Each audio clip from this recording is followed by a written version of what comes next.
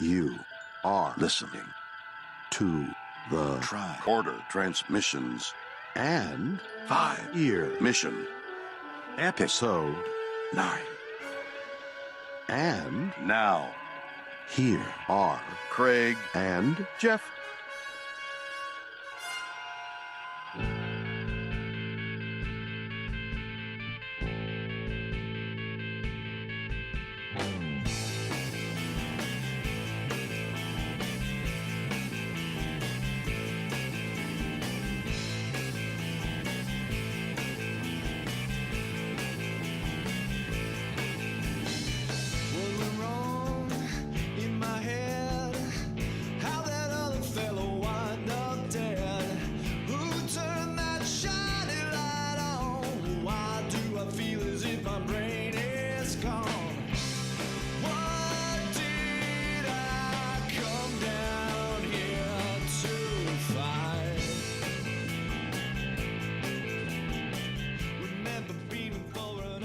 This is episode number 9 of What Are Little Songs Made Of? And today we'll be talking with all 5 members of 5-Year Mission about the song Dagger of the Mind. And we are your hosts, Jeff Hewlett. And Craig Cohen. And I guess, Jeff, this wraps up what we're going to be calling, Series 1 of our talks with 5-Year Mission? Yes, sir. This is the last episode in our first series of coverage of 5-Year Mission's Year 1 album. We're going to be setting up some recording time to begin our Series 2 coverage here in the next couple of weeks. So keep your eyes peeled for an announcement date as to when we're going to be starting to release those episodes. So yeah, and also look ahead on their Year 1 CD and look at the songs. And if you have any specific questions you want to ask them about those songs, let us know over on the Facebook page. And we will probably drop those into our discussions. Oh, yeah. Yep. Good thing you brought that up. And also, if you have questions about prior songs we've already covered that didn't get answered on those tracks, feel free to ask those too, because I think we're going to put together a little retrospective here towards the end of the Year 1 coverage where we can kind of go back and look and cover anything we hadn't gotten to. Ah, perfect. Yeah. And you can actually find our Facebook page either on Facebook or you can go to the tricordertransmissions.com. And there's actually a link to what we're calling our forums, which is the Facebook group. Right. So we are going to get started talking about Dagger of the Mind with all 5 members of 5-Year Mission right now. All right. Next up is Dagger of the Mind, and I believe that is a Chris track. Yes! Okay, they're laughing. We go from famous to infamous. Wait a minute. No, I enjoyed this episode. Let's look at Mike's notes. This was the first song.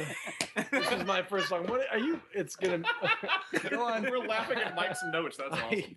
I hate you guys. So the demo now. I can produce the demo for you, but they kept saying. They kept saying that I was yarling on the demo, which is completely what yarling is. Greg, do you know what yarling is? I do not.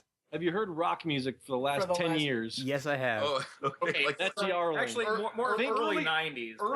Early Pearl Jam, Alice. Scott Stapp. No. Yeah, Scott Stapp. Perfect example. Perfect example. Now, we toyed with doing some webisodes a while back. Yeah. And we were going to reenact the development of Year 1. Right. One of them was about Miri and one of them was about this. Yeah, kind of parody the whole process. So they're coming for Andy. One of the episodes, we still have the footage somewhere. One of the episodes we did was Noah and I sitting around, and I was playing Dagger of the Mind for him, and these guys they're like, "Oh man, you have to yarl when you do it because that's how you did the demo." So I went back and listened to the demo. And I didn't, but that's like what I get flack for that all the time. No, you listen to the demo. He doesn't. Why did I come down here to fire? And then you also kind of rapped the bridge. Yeah, it was like a cross between rapping and like the B-52s. Yeah. He was like a crazy guy. He pops out of a box. No, wait. He was going for Talking Heads, I think. Tell him what. I think you're probably right. Tell him when you first heard the song. What did you think? I was like, I think we made a mistake. So this song It was the first It one. evolved. Yeah, it was the very it first one. evolved a lot. It evolved. Chris is like, I want to be part of this band. Listen to my song. Yeah, we had like we had like the Cage, Man Trap, Muds Women, and Little Girls, and I think we even had Mary at this point. And then Chris gives us Dagger of the Mind, and he's all like, It's totally not true. And then rap. And then does a rap in the middle of it. Well, Yeah. I wanted the song to be, to just, I don't know, like I was going from the, this dagger that scrambles your brain. I wanted it to kind of be brain scrambling. So I knew that there was going to be a lot more to it, but it didn't have I couldn't make it that with an acoustic guitar. Right. So when I started out, and I realized much later on that I had actually written a song for a previous band that was started out very similar, and so I was really Called Stone Temple Pilots. Yeah. when we really started working on this song, I was really glad to see it evolve because I didn't want it to be like that other song that I'd written previously. But I always wanted it to be kind of about the craziness in the episode and about the dagger, and the bridge in there is about what's the guy's name? The doctor, that pops out of the box. Van Gelder? Yeah, Van Gelder. I wanted that to be really I wanted that to be sparse musically because I wanted it to focus on the vocals, and I wanted it to kind of have that, spoken word rap feel. So I think it came across. I'm a big Talking Heads fan, so that was kind of, I think, like Patrick said, kind of the idea at the beginning, but it evolved too because of the way the song ended up sounding. We went through a lot of different arrangement ideas. We really did. And actually, I hit upon the idea of doing sort of the surf influence. There's an old 60s song called Out of Limits. And it struck me that what the song really needed was a memorable riff. And I think we tried that, and it seemed to work really well. Yeah, this is one of those that I was almost frustrated for a while because what I was playing on the guitar just didn't fit with what everybody else was doing. And when I finally kind of put that aside and said, you know what these guys are doing sounds better than what I'm trying to do on the guitar, I adapted to that, and I'm really glad I did. Instead of trying to force something that didn't work, I adjusted and went with what did work, and I think that pretty much saved the song. And it was a staple for a really long time as a closer because we get to be crazy, and it's a noisy song. It's very, it's rambunctious. We get to run around and be crazy on stage, and it's a lot of fun to play. It's brutal on my voice, which is why it's brutal on my palm. Yeah, because Mike plays the tambourine. This song also originally ended right after that last chorus. Yeah, and it always seemed like it was missing something. And then at practice we started just being ridiculous with the rock band ending. Yeah. That didn't stop. It seemed like it was going to stop, and then it didn't stop. And we would do it at the end of a bunch of songs at practice, just messing around. And then Dagger actually... This one really stuck and seemed to enhance the song. Yeah. It kind of became like a really cool way to end the song, so we actually did it on the album, which is rare to do that. Well, and something about the recording, a lot of that, what you hear at the end, is just Mike taking pieces from earlier in the song and turning them around, running them backwards, slowing them down, and making it all just crazy. Yeah, your last Dagger of the Mind where you hold it out, and I reversed that. Yeah. And so it just gives this, just kind of this otherworldly, really twisted feel, which was a huge benefit to the song because that's exactly what I was looking for when writing it. You just didn't know how to get to it. I just didn't know how to get to it. And, it started out as just kind of this slow bluesy dirge with, some... It needed some momentum. What was interpreted as yarling. Once it got developed, it was a lot, it really became what it was meant to be. And one of my favorite memories of this is Mike started this thing where as Mike likes to do, where he likes to take things to the point of making everyone feel uncomfortable. I don't do that. And then continue to do it until you're more uncomfortable, and then it becomes funny. But I think that's old as new again. live, he would continue saying "Dagger of the Mind" over and over again. Like after we had all stopped, we had just They'd be tearing down their equipment, and I'm still playing the tambourine. I was singing "Dagger of the Mind." Yeah, at shows normally I will come up and physically take the tambourine from Mike just to make them stop.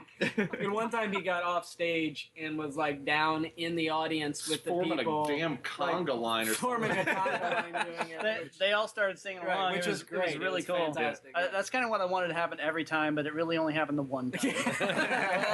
All the other times it was just uncomfortable. Yes. Goal for Vegas 2015. There you go. We'll try. One of my favorite memories during recording the song is having a group of like 8 people standing in the next room screaming Oh yeah. "Dagger of the Mind" no. over and over. But wait, my favorite part about that is there were 8 people standing in the next room. I was so loud, I had to go to the next room. Yeah, Andy walked all the way to the Across other the side of the house. house, and you can still hear him. over everybody else. Yeah, and he got to the point where I don't know how his voice survived it. He was just like, Okay, so any closing thoughts for Dagger of the Mind? Actually, 2 things. Going back to what Patrick said, and I was thinking about this. The whole David Byrne Talking Heads kind of thing for that middle section. It didn't. It happens in my head every time, but I don't know if I've ever, when we get to that, it's kind of. I mean, he was definitely David Byrne was definitely the inspiration for that, and you know, I think of songs like if you've ever seen "Stop Making Sense" during Life During Wartime. Yeah, you showed us part of that. I think, when we were trying to get the right feel. Yeah, and it's got the just like he's always moving. He's always doing something with his body that defies explanation. It's like, how does he do that? What is he doing? I mean, during the musical breakdown in that song, he just starts running around the stage, like circling the stage, not just the front of the stage, but all the way behind, like the risers where the drums and the keys are, and just going around. And just that manic behavior on stage is what I always kind of aspire to in that song. I don't know that I've yet achieved it, but that's always like what I'm going for. I try to, make my eyes a little bulgier and just look a little crazier when we do that, because that's just. We had wireless mics in Vegas. We should have done that. Yeah, I know. Should have done your laps around. Yeah, the I know. stage. I know. It would, but that stage was kind of thin, though. it was kind of thin, yeah. But that's, I don't know that I really think about it all the time. But Patrick bringing it up, and I was just kind of sitting here thinking about it. That's definitely, absolutely where that came from. And the other thing I wanted to mention is that there is a bluesy version of this song. Yeah. That I really, really like that. Yeah, I really like it because I'm kind of, the version that we do, I'm kind of restricted as far as vocals. I just kind of do what we've recorded, except for the breakdown where I can kind of get a little crazy. But in the bluesy version, I have a lot more freedom to play vocally. And did we do that? Have we done a version of that? Did we do that on the Did we do that on recording? the acoustic recording? I don't think we did. Videos? Oh No, that was the only thing we only did one here? of my songs that we did, right? Yeah, I think we did that way here, didn't we? I think so. I'm pretty sure we did. But yeah. it's bluesy. It's like it really swings too, and so Yeah, it's I a really lot of like the swing. yeah. It makes it a little bit of a longer song, but it's a lot of fun to play. And someday we'll do it live. We just haven't done it yet.